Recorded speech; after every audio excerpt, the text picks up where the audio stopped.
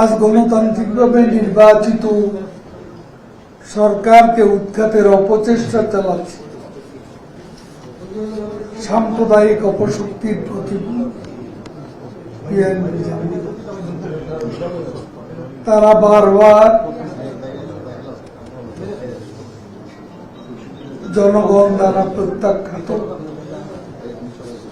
এবং রাজনৈতিকভাবে চরম ব্যর্থ। তাই যে কোনো আন্দোলন দেখলে সেটাকে সরকার বিরোধী আন্দোলনের রূপ দিতে তারা উন্মুক্ত হয়ে ওঠে। এখন সাধারণ শিক্ষার্থীদের আন্দোলনের উপর ভর করে সরকার উৎখাতের পরিকল্পনা করছে। সকল উস্কানীয় রাজ্যের মুখে শেখ হাসিনা সরকার ধৈর্য সংযমের মাধ্যমে পরিস্থিতি মোকাবিলা করছে। সবাই জানে বিএনপির সঙ্গে জামাতের সম্পর্ক কতটা নিবিড় গভীর। আগেই বলেছিলাম এই আন্দোলনকে ঘিরে সাম্প্রদায়িক অপশক্তি বিএনপি জামাত লাশের রাজনীতি করছে।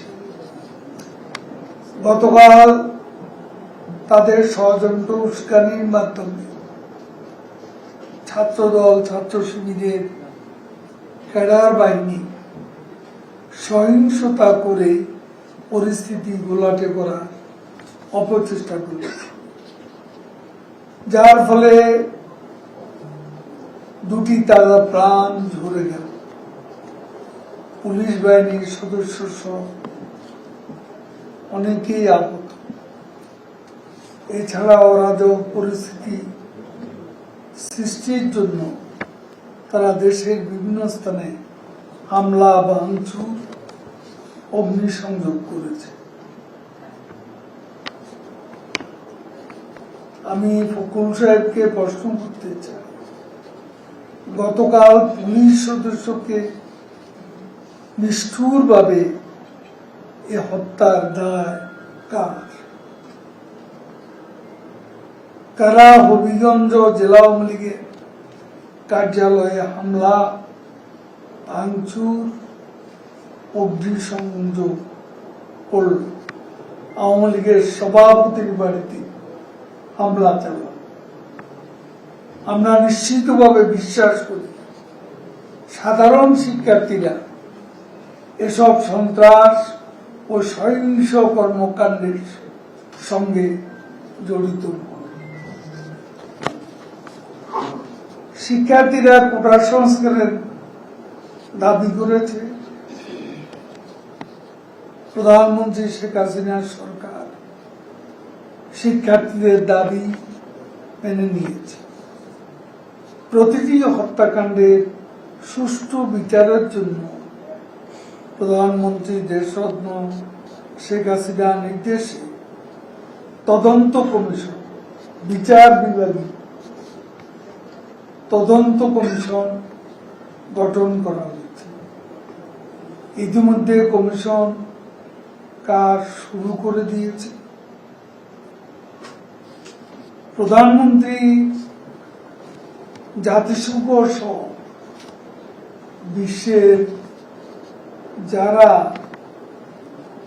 এই তদন্ত কার্যে অংশ নিতে চান তাদের জন্য দরজা খোলা, একথা তিনি স্পষ্টভাবে বলে দিয়েছে। সুষ্ঠু নিরপেক্ষ তদন্তের স্বার্থে এখানে জাতিসংঘ যদি যুক্ত হয় আমাদের কোনো আপত্তি নেই, সে কথা আমরা স্পষ্ট করে জানিয়েছি।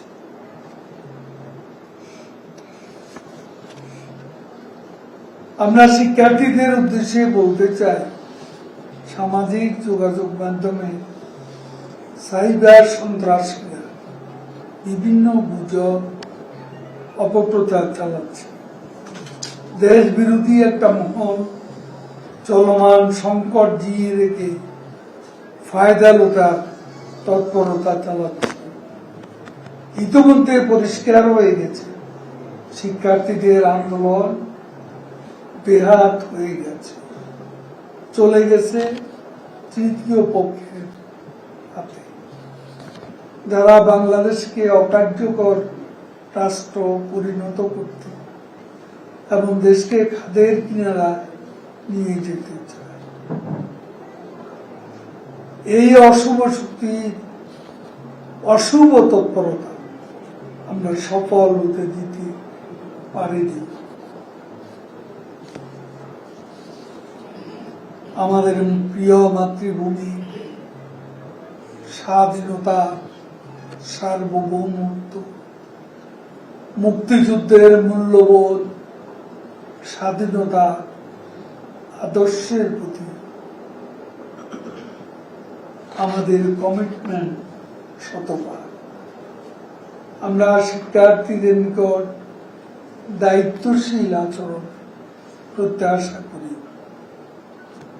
তারা আগামী বাংলাদেশে নেতৃত্ব দিবে।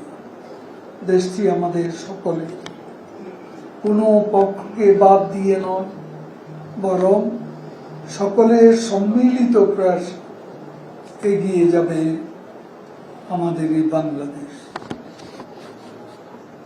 মাননীয় প্রধানমন্ত্রী বঙ্গবন্ধু কন্যা জননেত্রী শেখ হাসিনা জাতির অভিভাবক, তিনি ইতিমধ্যেই ঘোষণা দিয়েছেন আন্দোলনকারীদের সঙ্গে আমি বসতে চাই। আজকেও পেশাজীবীদের সঙ্গে মত বিনিময় সময় তিনি কথা বলেছেন। আমি তাদের কথা শুনতে চাই, কোনো সংঘাত চাইনি।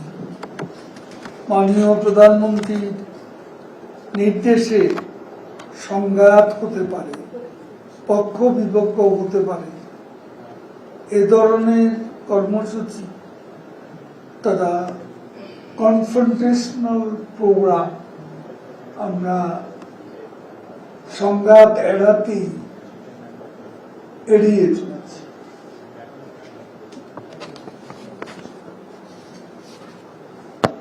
বিভেদ নয়, আমরা ঐক্যে বিশ্বাসী, যারা স্বাধীনতা, সার্বভৌমত্ব, গণতন্ত্রে প্রগতিতে বিশ্বাস করেন, তাদের সকলের ঐক্যবদ্ধ প্রয়াস আমরা চাই।